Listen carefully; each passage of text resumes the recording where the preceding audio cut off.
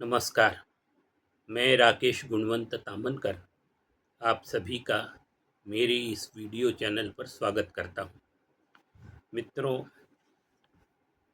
आज 21 मई 2026 आज का दिन विशेष शुभ योग लेकर आया है, क्योंकि आज के दिन गुरु पुष्यामृत योग है। तो ये जो गुरु पुष्यामृत योग जो है, इसका क्या महत्व है?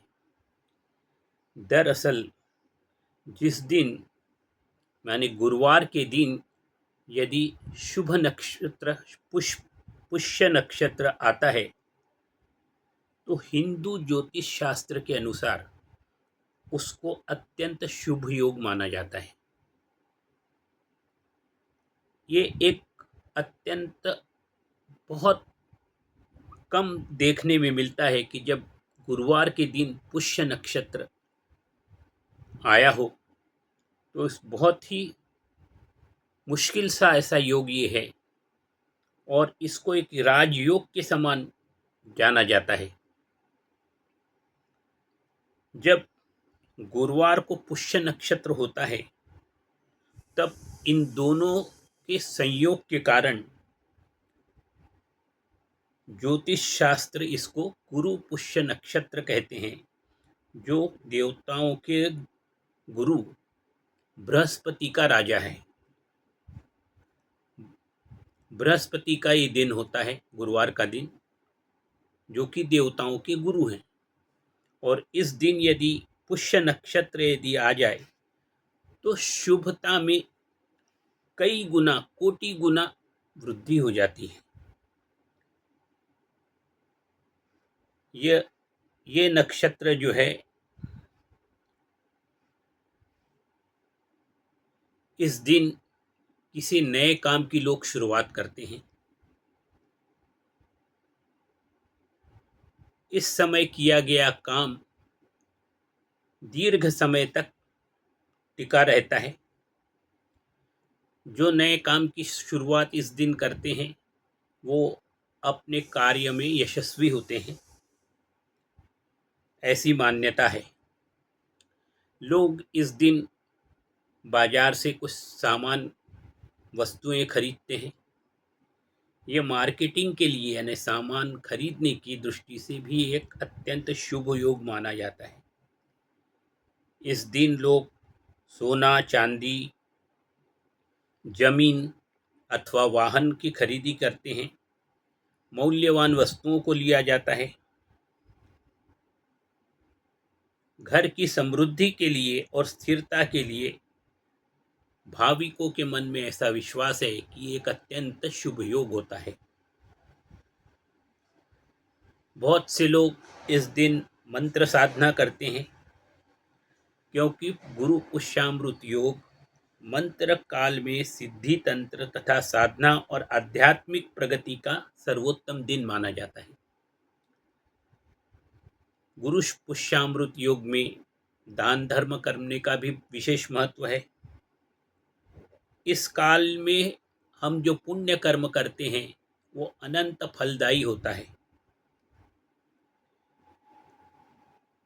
इस दिन अपने गुरु की पूजा की जाती है और उनकी कृपा प्राप्त करने का ये अत्यंत उत्तम शुभ अवसर उस दिन होता है। गुरु पुष्यामृत योग कितना भी शुभ हो, लेकिन इस दिन शादी नहीं की जाती। ये शादी के लिए उचित योग, शुभ योग नहीं माना जाता। तो चलिए हम आज के अपने पॉडकास्ट की तरफ आगे बढ़ते हैं। संत रामदास स्वामी द्वारा रचित श्री सार्थ दास बोध, जिसमें आज हम श्रद्धा और भक्ति के बारे में चर्चा करेंगे। संत रामदास स्वामी कहते हैं कि श्रद्धा और भाव के साथ परमात्मा की राह पर चलने वाले सभी मार्ग भक्ति के पेट में जाते हैं। अर्थात परमार्थ के रास्ते पे जो व्यक्ति चलता है, चाहे वो किसी रास्ते से जाए, वो एक ही जगह पहुंचते हैं, भक्ति के बाजार में जाके पहुंचते हैं।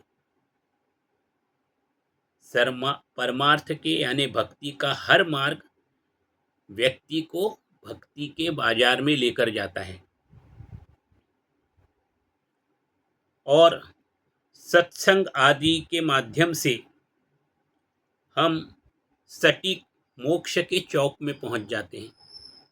और यदि आप सत्संग करेंगे, स्वाध्याय करेंगे, तो उसके माध्यम से आप मोक्ष के द्वार तक पहुंच जाएंगे। संत रामदास स्वामी कहते हैं, जो भावपूर्ण हृदय से भक्ति करता है वे स्वयं ईश्वर स्वरूप हो जाते हैं और अत्यंत पवित्र हो जाते हैं। अपने भक्ति के बल पर अपने पूर्वजों का भी वो उद्धार कर सकता है, क्योंकि कहा जाता है कि भगवान जो है वो भाव के भूखे हैं। उनको आप क्या प्रसाद चढ़ा रहे हो, क्या कर रहे हो, आप कितने धनवान हो, इससे कोई मतलब नहीं होता। वो देखते हैं कि आप कितने आर्त भाव से उन्हें पुकारते हो, आप क्या वास्तव में भगवान पर आस्था रखते हो, आपका भगवान के प्रति प्रेम कितना है। यदि आप आर्त भाव से भगवान से पुकारेंगे और भक्ति में लीन हो जाएंगे, भगवान की भक्ति का भजन यदि करते रहेंगे, तो भगवान अवश्य आपको सहायता पहुंचाएंगे और अंतोगत्वा आपको सायुज्य मुक्ति प्रदान करेंगे।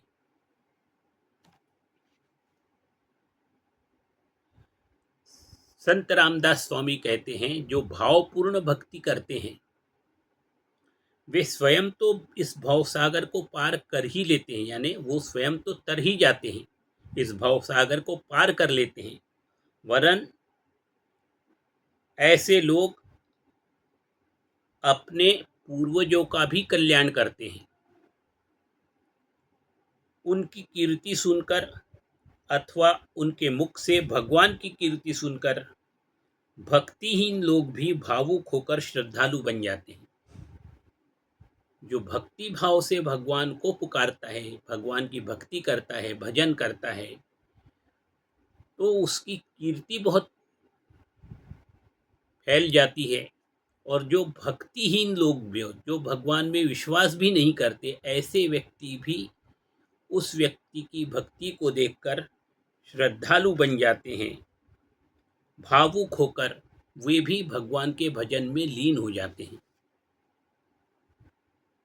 संत रामदास स्वामी कहते हैं कि जो हरि भजन में लीन हो जाए उनकी माता धन्य है। माने जो व्यक्ति हरि भजन करते हुए उसमें अपने आप को खो दे, ऐसे व्यक्ति की माता धन्य है। जगत में उन्होंने अपने जन्म को सार्थक कर दिया है। संत रामदास स्वामी कहते हैं कि ऐसा व्यक्ति जो भक्ति भाव में लीन हो चुका है, उसने अपने जन्म को सार्थक कर दिया है। ये मनुष्य जन्म जो हमको मिला है, उसका क्या उद्देश्य है, ये उसने ठीक प्रकार से समझकर अपने जीवन को सार्थक बनाया है। संत रामदास स्वामी कहते हैं कि जिनका रक्षक स्वयं भगवान हो, जिन्हें साक्षात ईश्वर अपने साथ लगाकर संसार के दुखों के उस पार पहुंचाते हो, उनकी महिमा का कितना भी वर्णन किया जाए कम ही है। संत रामदास स्वामी कहते हैं कि जिनका रक्षक भगवान है और जिन्हें साक्षात ईश्वर अपने साथ लगाकर संसार के इस भव सागर के उस पार ले जाते हैं, उनकी महिमा का वर्णन करना अत्यंत कठिन है। यानी जब तक ईश्वर आपके साथ है, काल देवता भी आपका कुछ भी नहीं बिगाड़ सकता, मृत्यु भी आपके पास फटक नहीं सकती। यदि भगवान की आपके ऊपर कृपा बनी रहे, भगवान आपके साथ बना रहे, ऐसी आपकी इच्छा है, तो आपको आर्त भाव से भगवान की भक्ति में लीन होना चाहिए। संत रामदास स्वामी कहते हैं कि अनेक जन्मों के अंत में, अनेक कष्टों को भोगने के बाद, अनेक बार अवागमन करने के बाद, यानी हमें जो गर्भ का कष्ट है, जो कि नरक के समान है, अनेकों बार उसको भोगने के बाद वो व्यक्ति अपने भावपूर्ण भक्ति से भगवान से भेंट करने वाला यह नरदेह इस शरीर को प्राप्त करता है। जब हम अत्यंत भावपूर्ण तरीके से भगवान की भक्ति करते हैं, तभी हमको ये नरदेह प्राप्त होता है, और इस नरदेह के माध्यम से हम ईश्वर की प्राप्ति कर सकते हैं। संत रामदास स्वामी कहते हैं कि इसीलिए जिन्होंने अपने भाव की शक्ति से भगवान रूपी पूंजी प्राप्त की है, वे भक्त धन्य हैं। ऐसा ही कहना चाहिए कि उनके अनंत जन्मों का जो पुण्य फल उनको मिला है, वो फलीभूत हो गया है। संत रामदास स्वामी कहते हैं कि जिन्होंने अपने भक्ति भाव से भगवान को प्राप्त कर लिया है, वो व्यक्ति धन्य है, और उसने अनेक जन्मों से जो पुण्य अर्जित किया था, उस पुण्य की फलश्रुति के रूप में वो भगवान के समीप पहुंच गया है। संत रामदास स्वामी कहते हैं, आयु रूपी रत्न पेटी में भजन रूपी सुंदर रत्न भरकर स्वानंद का आनंद लेना चाहिए। यानी हमारी आयु निश्चित है, जिस समय हम पैदा हुए थे उसी दिन हमारी मृत्यु की तिथि भी नियत कर दी गई थी। तो हमारी जो आयु है, उस आयु में यदि हम अपना जीवन भगवान के भक्ति भाव और पूजन में लगाते हैं, तो ये एक भक्ति का रत्न बनकर हमको स्वानंद यानी स्वयं को आनंद प्रदान करने वाला, और उस आनंद को हमको लूटना चाहिए।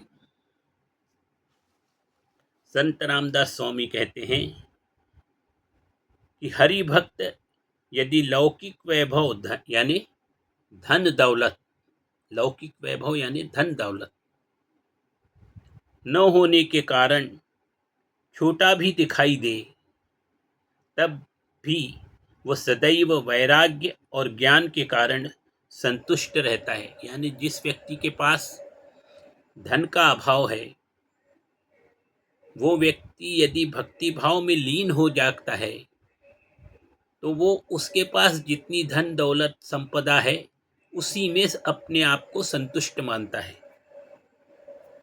इस कारण वह ब्रह्मादि देवों से भी श्रेष्ठ बन जाता है, और इस प्रकार वो अत्यंत श्रेष्ठ व्यक्ति बन जाता है। जब आप संतोष करना सीख जाएं, हमारे जीवन की मूल समस्या है कि हमको जितना मिलता है उससे हम और अधिक पाना चाहते हैं। पहले हम गर्मी में केवल पंखे से काम चलाते थे, फिर धीरे धीरे कूलर आ गए, कूलर के बाद अब एसी आ गए।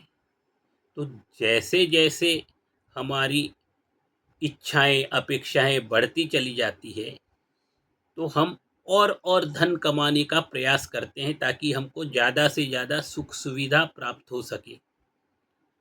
परंतु जो व्यक्ति जो कुछ है उसी में संतोष मानता है, तो ऐसा व्यक्ति सचमुच में धन्य है। वो निश्चित रूप से वैराग्य के भाव को प्राप्त हो चुका है,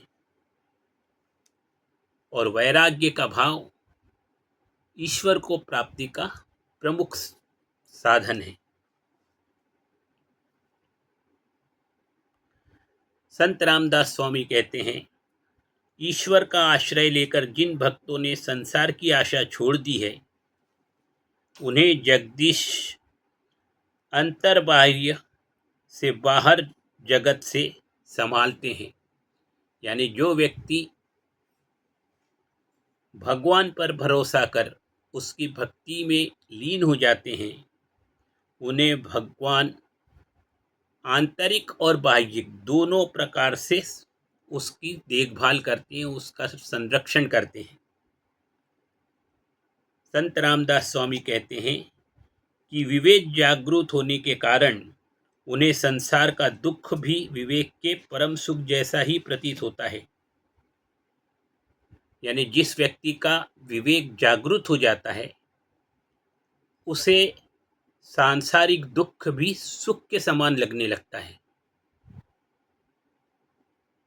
जो पढ़त मूर्ख हैं, केवल जिन्होंने किताबी ज्ञान प्राप्त किया हुआ है,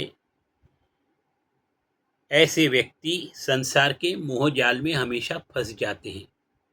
वो कितना भी धार्मिक ग्रंथों का अध्ययन कर ले, पर वो अपने मोह माया को छोड़ नहीं पाते और हमेशा सांसारिक मोह में फंस जाते हैं। और जो लोग भगवान की भक्ति में लीन होते हैं, वो तो मोक्ष को प्राप्त कर लेते हैं, परंतु पढ़त मूर्ख होने के कारण जो मोह माया को त्याग नहीं कर पाते, वो इस संसार के भव सागर में ऐसे ही बहते चले जाते हैं। संत रामदास स्वामी कहते हैं कि जिनका अंतःकरण ईश्वर की ओर आकर्षित होता है, वे आत्मा आनंद यानी सुख को प्राप्त करते हैं। वो हमेशा प्रतिदिन उत्सव का अनुभव करते हैं। उनके पास सदैव भगवत कृपा बनी रहती है। वह सामान्य लोगों के नाशवान धन दौलत से सर्वथा भिन्न होते हैं। सामान्य लोग तो धन दौलत कमाने के चक्कर में ज़्यादा लगे रहते हैं, लेकिन वो इस विचार के नहीं रहते, उससे थोड़ा अलग होके अलग उठ के विचार करते हैं। तो सामान्य लोगों से वो थोड़े बदले हुए से अलग से समझ में आते हैं। उन्हें हरि ईश्वर रूपी अक्षय संपत्ति की प्राप्ति हो चुकी होती है। ऐसे व्यक्तियों को जो भगवान की भक्ति में लीन है, उनको जो धन दौलत है ये तो नश्वर है, यहीं तक है, इसके बाद ये हमारे साथ नहीं जाने वाली, वो यहीं छोड़ के हमको जाना पड़ेगा। परंतु ईश्वर की भक्ति ऐसी है, ये संपत्ति ऐसी है कि मरणोपरांत भी ये हमारे साथ जाती है और हमको परलोक में भी सुख प्रदान करती है।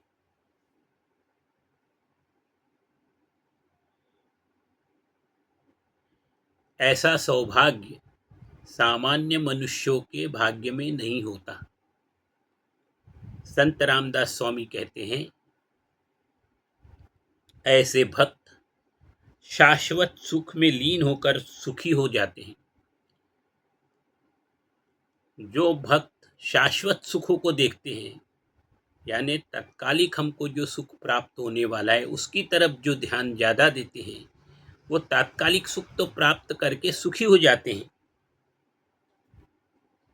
परंतु जो पुण्यात्मा है, वो श्री हरि के रंग में भक्ति भाव से पूर्णता रंग जाता है। वे सांसारिक विषयों और उपभोगों के प्रति पूर्णता विरक्त और निरीक्ष होते हैं।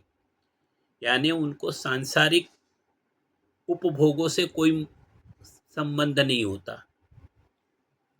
वो वैराग्य भाव को प्राप्त कर चुके होते हैं और उनको सांसारिक सुखों से कोई विशेष फर्क नहीं पड़ता। आपको याद होगा कि संत नामदेव महाराज ऐसा कहते हैं कि जब वो भगवान के भाव में भक्तिपूर्ण भजन करते थे, उनकी आरती करते थे, तो स्वयं भगवान भी वो नाच गाकर आरती करते थे, भजन करते थे। तो ऐसा कहा जाता है कि भगवान स्वयं उनके भजन में आकर उनके साथ नाचते थे।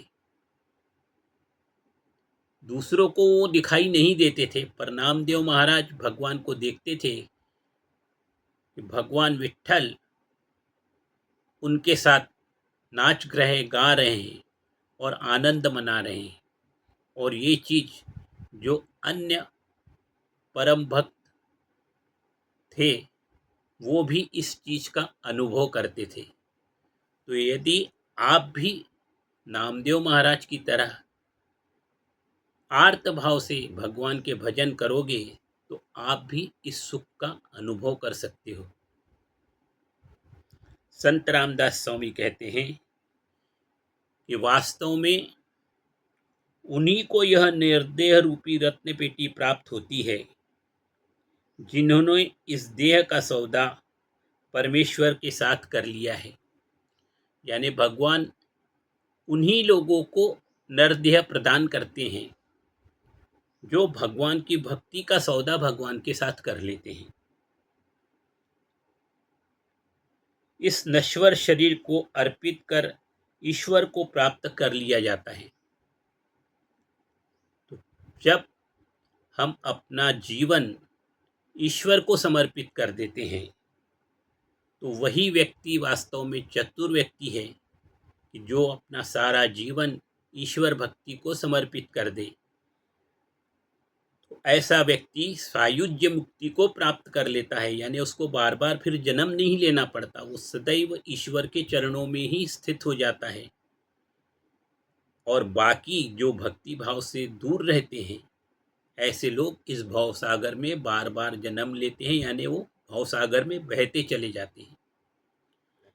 ऐसे कहा जाता है कि जब आदमी मृत्यु को प्राप्त करता है और उसको फिर से जन्म लेना रहता है तो भगवान पूछते हैं कि भाई तुम जब जन्म लोगे तो जन्म लेने के समय क्या गारंटी है कि वहाँ जाकर आप भौतिक सुखों में खो ना जाओ और ईश्वर भक्ति करो, इसकी क्या गारंटी है, कौन गारंटी दे सकता है।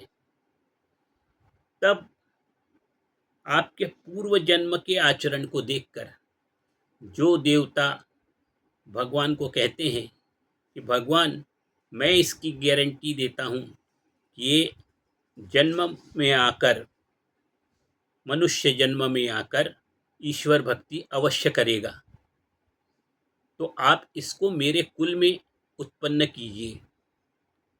तो जिस कुल में हम उत्पन्न होते हैं उसके वो कुल देवता जो होते हैं उनके रिक्वेस्ट के ऊपर हमको ये मनुष्य जन्म प्राप्ति होती है। और इसलिए जब तक वो कुल देवता हमारी भक्ति का सर्टिफिकेट नहीं देते तब तक हमें सायुज्य मुक्ति प्राप्त नहीं होती।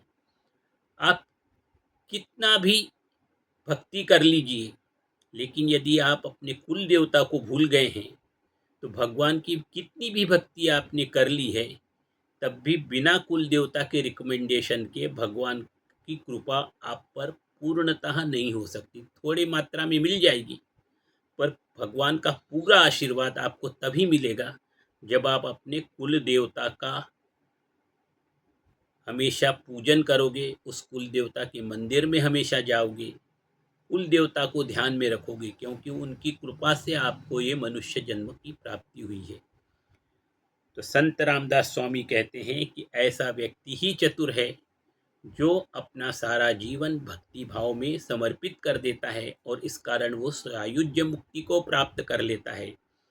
परंतु जो व्यक्ति भौतिक सुखों में मोह को लेकर मोह में फंस जाता है तो वो बारंबार जन्म मरण की प्रक्रिया में फंसा रह जाता है। उस जन्म मृत्यु के इस चक्र से वो बाहर नहीं निकल पाता। तो जन्म मृत्यु के चक्र से यदि बाहर निकलना है तो हमको भगवान के साथ अपना सारा जीवन भक्ति भाव में समर्पित करना चाहिए। आज का पॉडकास्ट यहीं तक। आपको ये मेरा पॉडकास्ट कैसे लगा अवश्य अपने कमेंट बॉक्स में जाकर मुझे बताइए।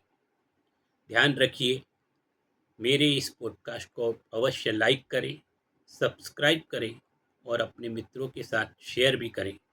जय श्री राम। धन्यवाद। जय जय रघुवीर।